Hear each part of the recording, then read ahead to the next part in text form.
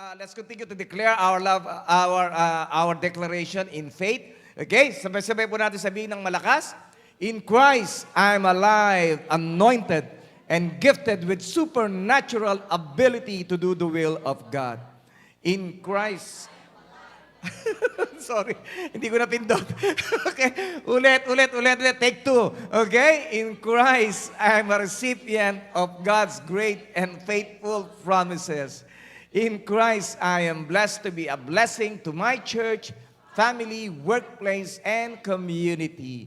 In Christ, I'm confident that God will finish the good things that He has started in my life. In Christ, I'm devoted to pray, study, and meditate His Word every day to prosper and succeed in life. In Christ, I'm empowered by the Holy Spirit to fulfill my God-given dreams and reach the fullness of my destiny. In Christ, I am protected, and no lies, no plans, and no weapons of the enemy shall prosper against me, for Jesus' blood covers me. In Christ, I am forever grateful for His love, grace, mercy, forgiveness, everlasting life, wisdom, guidance, and overflowing provisions. I believe and declare this is my year of double portion, breakthrough, and promotion, for I am abundantly blessed in Christ forever, and no one can change it. Today, I'm going to receive the seed of the Word of God. My heart is prepared, my mind will be renewed, and my life will never be the same. I will get stronger, wiser, and better to live a life of victory, success, and significance, all for God's glory. Panginoon, lahat po ng aking pong mga ginagawa, O Diyos, ay para lamang sa iyong kaluwalhatian. At muli, gamitin mo ako, O Diyos, upang maging daluyan, Lord God, na iyong salita. And I pray, Lord God, na sa paglabas po namin sa lugar nito, ay merong gagaling, Panginoon, may makakatanggap na mga milagro, at meron po mga buhay, Lord God, na mababago. Father God, once again, Lord God, we thank you for the presence of your Holy Spirit, and muli, Panginoon, hipuin mo kami, Panginoon, hallelujah, that we will come out, Lord God, in this place better, Panginoon, ng aming pong pagparito. We thank you, Lord. In Jesus' name we pray. And everybody says, Amen and Amen. You can all be seated in the presence of God. Once again po, magandang gabi po sa mga nanonood po online. Magandang gabi rin po sa bawat sa po sa inyo. Ako po yung natutuwa dahil tayo pong muli nakita-kita sa lugar na ito upang magpuri at mag-aral ng banal na salita ng ating po Panginoon. Alam niyo po, we'll just continue our series about goals. At last Sunday po, pinag-usapan po natin is about resetting your goals. Mahalaga po minsan nire-reset po natin. O baka naman minsan ay wala po talaga tayong goals. So kung wala pa po tayong mga goals, hindi pa po huli ang lahat. Whether you are 30, whether you are 20, whether you are 40, whether you are 50, or 60, or 70, pwede ka pang mag-set ng bagong goals. Okay? Okay, kung medyo nauga ng ating pong mga ginawa po nating goals sa pagpasok po ng 2022, pwede po tayong mag-adjust. Okay? Kaya po napakahalaga. Ano po yung goals po natin? Where do you want to go? Saan ba gustong pumunta? Okay? Where do you want to be? What do you want to be? Ano ba ang gusto mong maging ka in the future? What do you want to see? What do you want to do in the next 1, 3, or 5 years sa iyong buhay? Okay? So set a goal for the next year. Set a goal for the next 3 years. Set a goal for the next 5 years. Okay? Kaya po napakahalaga po that we should always be setting our goals. Bakit po? If you go to work for your goals will go work for you. Kung tatabahuin mo, bakit po kinakailangan trabahuin ang paggawa po ng goals? Kasi po talaga pong trabaho ito. Hindi po madali ang gumawa po ng goals. Kaya kung sisimulan po natin, alam ko na meron kang mararating. If you don't have any goals in life, anywhere will lead you nowhere. Okay? Ibig sabihin, kung wala kang goals sa iyong buhay, wala kang pangarap sa iyong buhay, kahit ano na lang ay mararating mo. Okay? Kaya lang, ang tanong, saan? Kaya po napakahalaga that we should always be setting our goals. And then whatever good things you build, end up building you. Okay? So kung nagbibuild ka, binibuild mo ang sarili mo, you make a plans for yourself that one day, I will become a good photographer. One day, I could become the next president of the Philippines, okay? Not one day that I could become a mayor, a governor, a doctor, a nurse. One day, hallelujah, ay magiging pastor ako. One day, ay magaling akong worship leader, okay? Amen?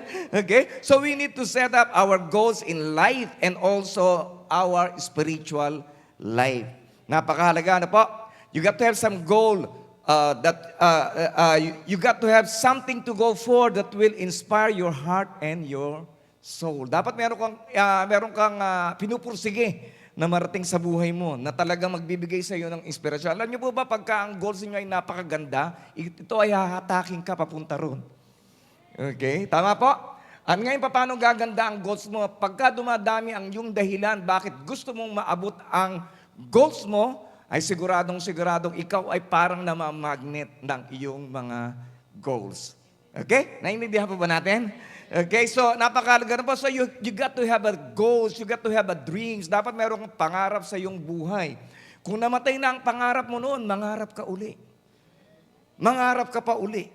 At mangarap ko pa uli. If when your dreams die, dream again, and again, and again, and again. Ligligin mo nga yung katabi mo, sabihin mo, mangarap kang muli. Okay? Kung minsan ikaw ay na broken-hearted, mangarap ka uli. That one day you will meet the right person.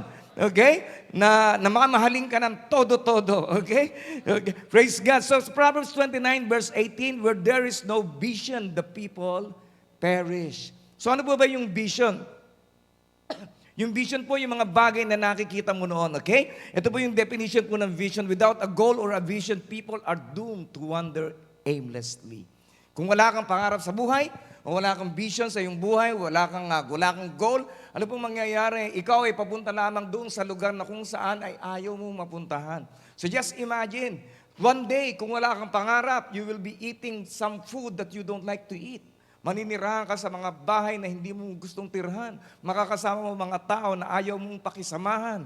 Amen? Magsusuot ka ng mga damit na ayaw mong isuot. So it's very important for you and for all of us to have a vision and a dream. Okay? Alam niyo po, kung maalala niyo po, yung panahon po ni Moses, hindi po ba si Moses po, umakyat po siya sa bundok, at ang nangyari ay naiwan po yung mga Israelita. At nawalan po sila ng vision. Okay, so ano po nangyari? Gumawa po sila ng gintong Diyos-Diyosan. Okay, maliit na baka dahil kinulang na yung ginto nila eh. Kaya maliit na lang, baby cow na lang ang ating gawin. Yung mga hikaw nila sa ilong, higaw nila sa tenga, tinunaw nila at ginawa nila ng Diyos-Diyosan. Kaya po napakahalaga na meron po tayong vision. Otherwise, at kung ano-ano na lang mga bagay ang iyong sasambahin mo ang sarili mo, sasambahin mo ang mga sinasamba ng mga pagano, sasambahin mo ang mga material na bagay, mawawala ang iyong focus sa ating pong Panginoon. So it's very important for us to have a life vision and a life goal. Okay? So ang tanong po, ano po? So what is the most important personal goal you'd like to accomplish? Ano po ba yung pinakamahalagang goal na gusto mong ma-accomplish sa buhay mo? Ano yun? Ano, no? Asawa. Okay, praise God. So, personal goal. Baka naman wala pa. Okay? Baka naman wala pa tayong personal goal. Of course, we have to have some goals sa ating pong buhay. Okay? O, bigyan ko po kayo ng example. Of course, you need to have a goal of devoting yourself every day. Magkaroon po tayo ng devotion, hindi po ba? For our spirituality. Tama? And then ano pa po? Mag-goal po tayo na ayusin na po natin yung ating pong bibig. Yung ating po mga sinasabi. Wala na po mga reklamo, wala na po yung tampo-tampo, wala na po yung chismis-chismis. Okay? Bawasan na rin po natin yung masyadong pag-uusap po natin sa mga politika. Okay? Hayaan nyo na siya kung gusto niyo yun. Hayaan nyo na rin kung ano yung gusto ninyo. Okay? Amen? So, and then, i-ano rin po natin, i-align din po natin ang ating pong isipan. Yung mga bagay na iniisip mo palagi. Ano ba palagi mong iniisip? Worry?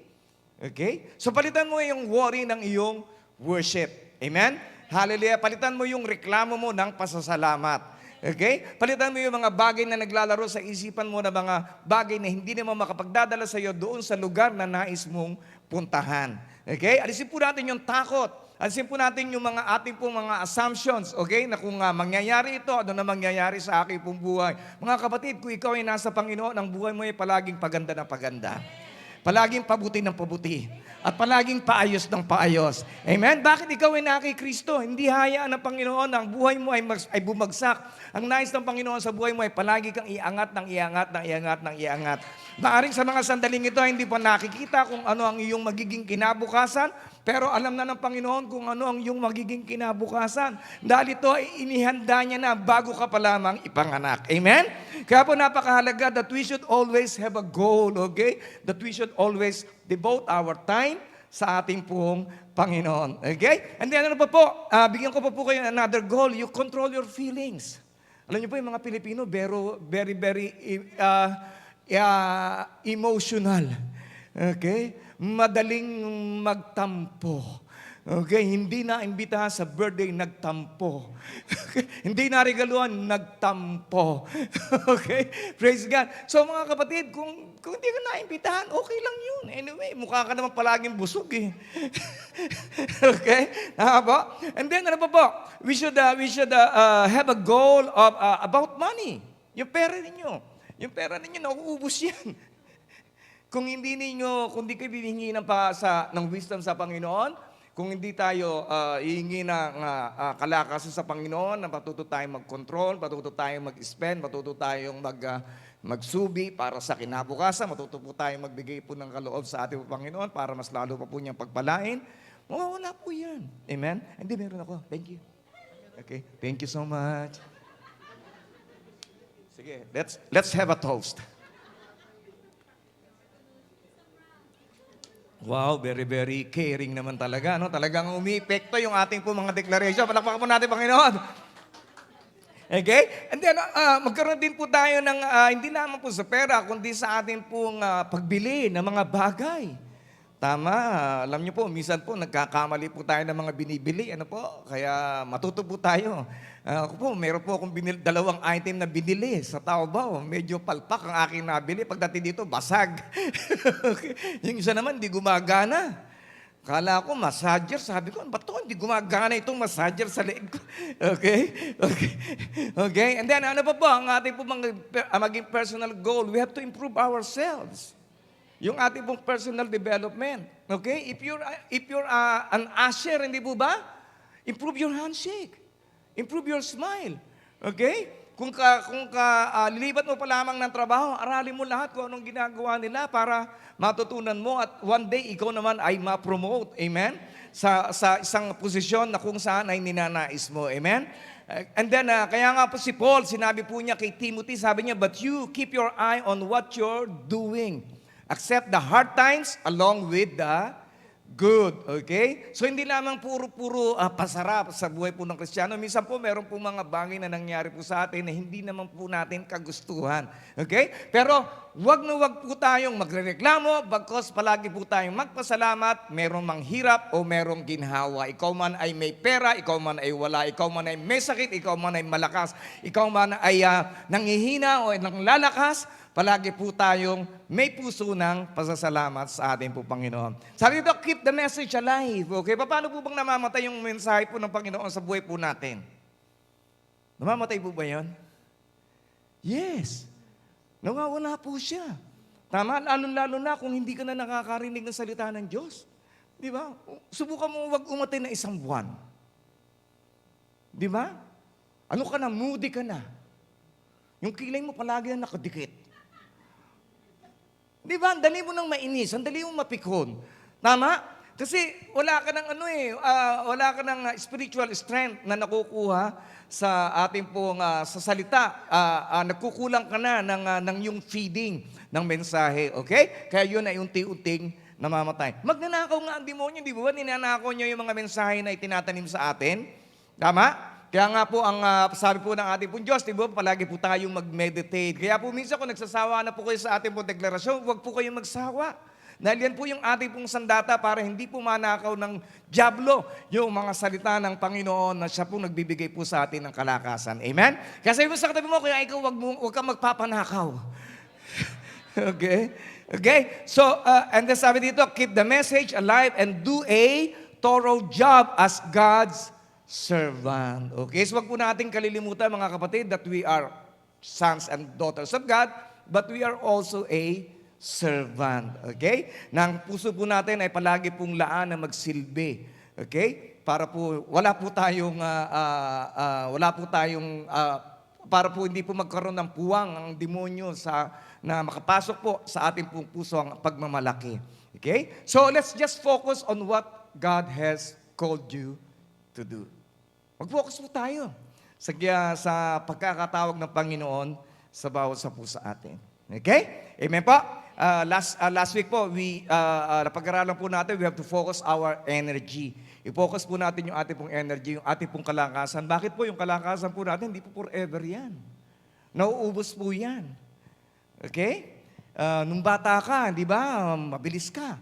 Nakakatakbo-takbo ka pa. Pero ngayon, medyo bumabagal ka na.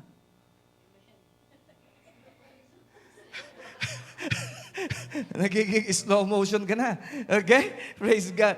And then, sabi dito ni Apostle Paul, as for me, my life has already been poured out as an offering to God. The time of my death is near. Okay? Alam na po niya na malapit na po siyang kunin ni Lord. Pero ganoon pa man, on the next verse, jump po tayo ng ilang verse, mga 7 verse. Sabi dito, when you come, be sure to bring the coat I left with Carpus at Troas. Also bring my books and especially my papers. Okay? So kahit na alam na po niya na ang kanya pong buhay ay malapit ng kunin ni Lord, ay meron pa rin po siyang goal sa kanya pong buhay na i-develop pa po ang kanya pong sarili. Okay? Kaya po ang patuloy na pag-develop na ating pong sarili, wala pong katapusan po yan.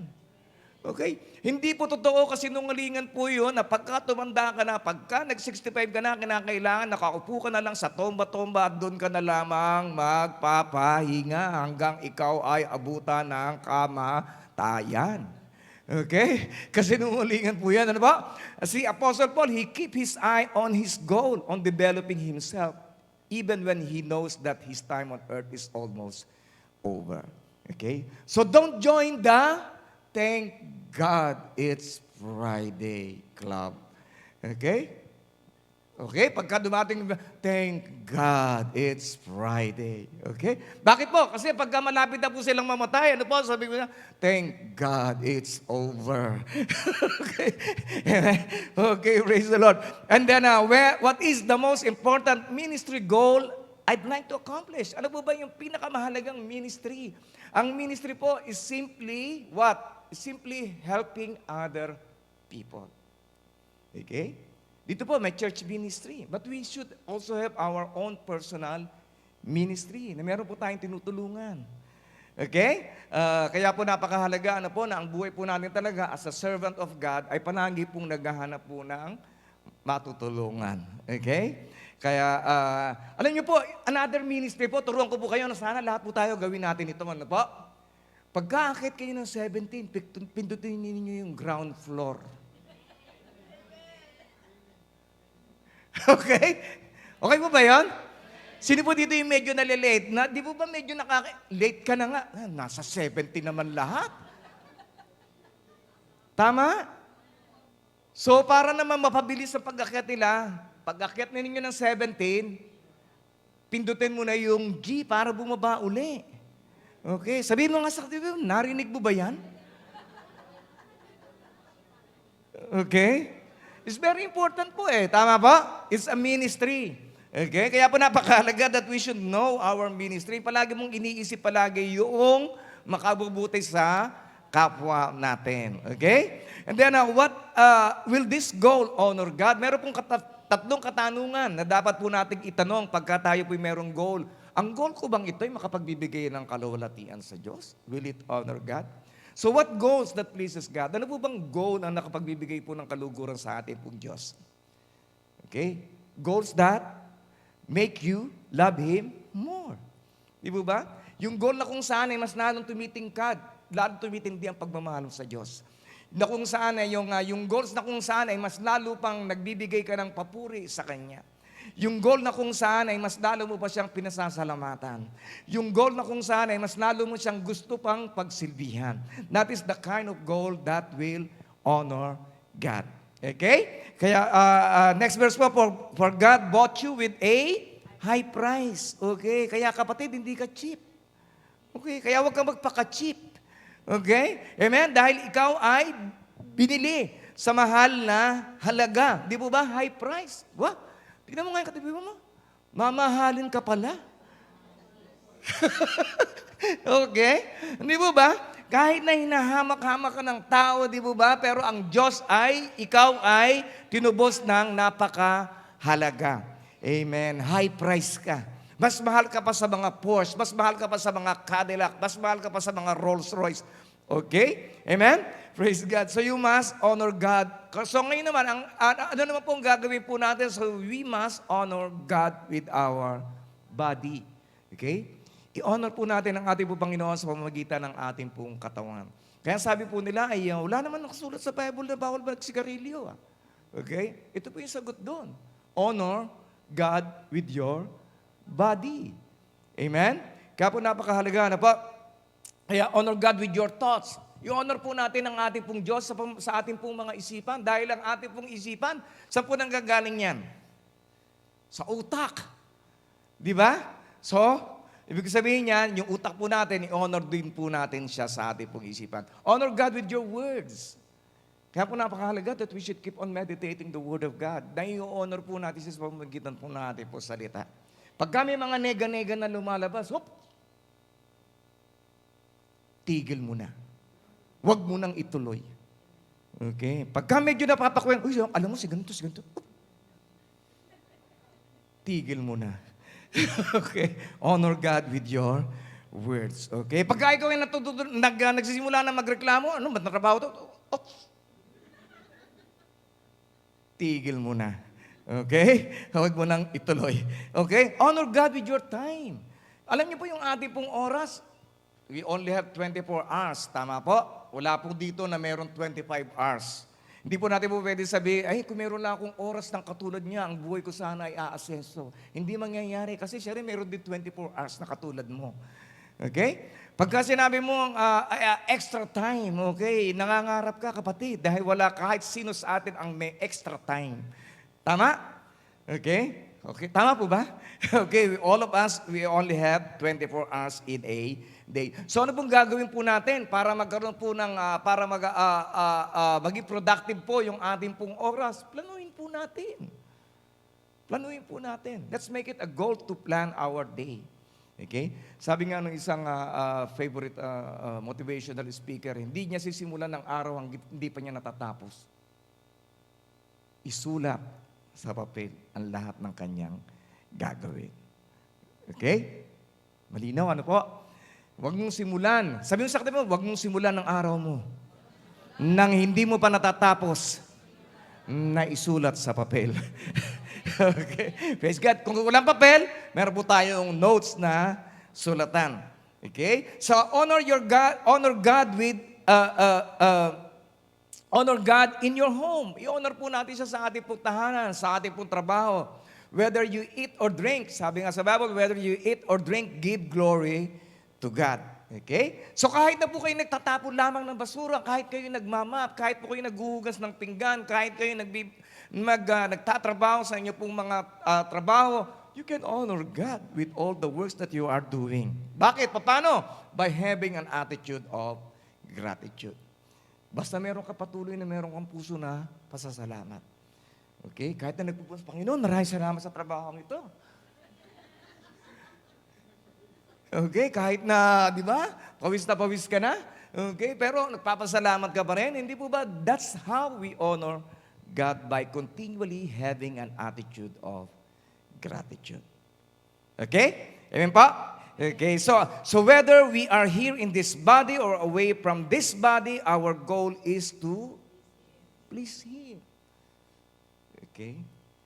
Ang unang ipiplease po natin ang ating pong Diyos. Why? Because pleasing God is a commandment. Ito po yung pinag-uutos po ng Diyos. Sometimes even when it is not commanded, we must have that discernment to please Him. Okay? Ano po ibig sabihin? Alam niyo po ba, naalala niyo po ba istorya ng 10 ketongin? Na kung saan sila po'y pinagaling ng Panginoon, pero sinabi ng Panginoon, sige, pumunta kayo sa pare, magpakita kayo. Okay? Pero sumunod sila. Tama? Pero isa lamang yung nagkaroon po ng discernment na bumalik sa Panginoong Hesus at salamat. Okay? Hindi naman palaging kayo sasabihan ni pastor na, pasalamat ka sa Lord. Magbigay kayo ng testimony. Magbigay kayo ng offering. Magpuri tayo sa Panginoon. Itaas natin ang ating pong kamay. No. You must now have a discernment. Na kahit na nasa bahay kayo, pwede kayo magtaas ng kamay. Na kahit na nasa trabaho kayo, pwede kayo lumuhod para magpasalamat sa Kanya. Na kahit na saan lugar kayo, pwede kayo magbigay, magpuri at magsamba sa Kanya lamang. Amen? Hallelujah. We must have a discernment. So it's the same thing with the parable of the talents. Yung isa binigyan ng 5. Di ba? Yung isa binigyan ng 2, yung isa binigyan ng 1. Tama? Anong ginawa po ng 2? Hindi naman po sila inutusan. Pero sinabi nung may hawak na 5, ito, palalaguin ko to. Okay? Yung may hawak ng 2, ito, palalaguin ko rin to. Pero yung may hawak na 1, hindi, yaan mo na. Wala naman sinasabi. No? Tama po? Wala po sinabi. Pero alam mo na pagka ikaw may binigyan ng talento, binigyan ka ng trabaho, binigyan ka ng oras, ito ay dapat mong pinalalago. Amen? We must have the discernment. Hindi na po kinakailangan, wala naman sa Bible na palaguin o whatever. Actually po, nandoon po yan sa Genesis pa lang. Be fruitful and multiply.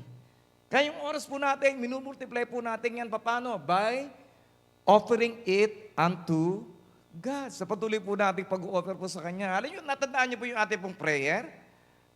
Yung sa right hand, yung index finger po natin, pray for our priority and schedule. Okay? Praise God. Kaya po napakahalaga that our goal is to please Him. Sige nga, ligligin mo yung katabi mo, sabihin mo, basta I'm going to please God. Okay. So, ang tanong po, is this goal motivated by love? Ang goal bang ito ay ang nagmo-motivate ba sa akin ay pag-ibig? Okay? Kasi God will not honor a goal that is motivated by greed. Hindi po ino-honor ng Panginoon ang isa pong layunin na kung saan ikaw ay para lamang sa kasakiman. Okay? Or motivated by envy. Motivated ka ng envy. Alam mo, yung kapitbahay ko sa Pilipinas, pagbalik ko galing na Macau, papatayo ko mas malaking bahay dyan. You're motivated by envy. Di ba? Or by jealousy, or by competition, by guilt, by shame, or by materialism. Okay? So we must always be motivated by love. Amen? Na ginagawa mo, magsilbi sa Panginoon. Why? Because your motivation is love.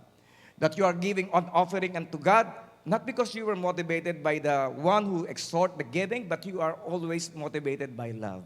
Okay? Na alam mo na mayroon nagmahal sa iyo, una sa lahat, na may nagbago ng buhay mo, na may nagbitbit sa iyo nung ikaw ay bumabagsak, na may nag-ahon sa iyo nung ikaw ay nasa kadiliman, dinilakas sa kaliwanagan, nung ikaw ay may sakit, ay may nagbigay ng kagalingan sa iyo, nung ikaw ay nangangailangan, ay may nag-provide sa iyo. Walang iba kundi ang ating pong Panginoon. Amen? So it must always be motivated by love. Sabi dito, let everything you do be done in love, motivated and inspired by God's love for us.